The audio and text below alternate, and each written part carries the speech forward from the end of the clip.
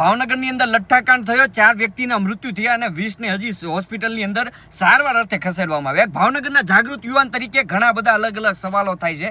આ તંત્ર ઉપર પણ સવાલ થાય છે, આપણી પોલીસ ઉપર પણ સવાલ થાય છે. કારણ કે તમે વિચાર કરો કે આ જે લઠ્ઠાકાંડ થયો એ ઉજ્જૈનથી દારૂની બોટલો લઈને આવ્યા હતા છેક ગુજરાતના ભાવનગર સુધી, તો એની વચ્ચે એક પણ ચેકપોસ્ટ આવી જ નહીં હોય, આ લોકોને ચકાસ્યા જ નહીં હોય.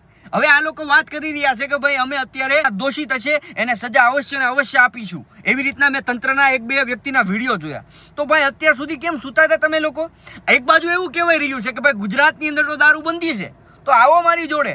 ભાવનગરના 699 ગામડા છે ને, 99 ગામને બાદ કરતા 600 ગામમાં ગલીએ ગલીએ દારૂ વેચાય છે, દારૂના અડ્ડા છે અને પોલીસના કાયદેસર ત્યાં હપ્તા ચાલે છે અને નેતાઓના પણ હપ્તા ચાલે છે.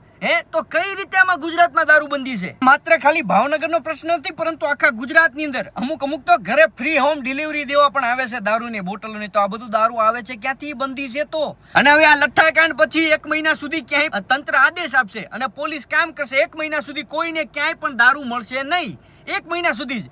જેવો 1 મહિનો જશે એટલે બધા લોકો ભૂલી જશે, એટલે તરત જ આ જે ગુજરાતમાં રેલમ છેલ જે દારૂ વેચાઈ રહ્યો છે એ પાછો હપ્તા ચાલુ અને દારૂ પણ ચાલુ થઈ જશે. મને તો એ નથી સમજાતું કે ખેડૂતોને ખાતર લેવા માટે થઈને આધાર કાર્ડ લઈને જવાનું, અને આ ગુજરાતની અંદર જે દારૂબંધી છે છતાંય તે કરોડો રૂપિયાનો દારૂ આ ગુજરાતની અંદર આવી જાય છે, તો આવું કઈ રીતે બને? કરપ્ટ સિસ્ટમ, બસ એના લીધે જ આ બધું થાય છે. વાહ રે સરકાર વાહ. વિડીયોના માધ્યમથી એક જાગૃત યુવાન તરીકે સરકારને એટલું જરૂરથી કહીશ કે ઓમે તે ગુજરાતમાં દારૂબંધી જેવું તો લાગતું નથી. ઘરે ઘરે જગ્યાએ દારૂ મળે છે, તો પછી આ દારૂબંધી હટાવી લ્યો, જેનાથી આવા લઠ્ઠા કાંડો અટકે અને જે આ હપ્તા સિસ્ટમ છે ચાલુ એ બંધ થાય.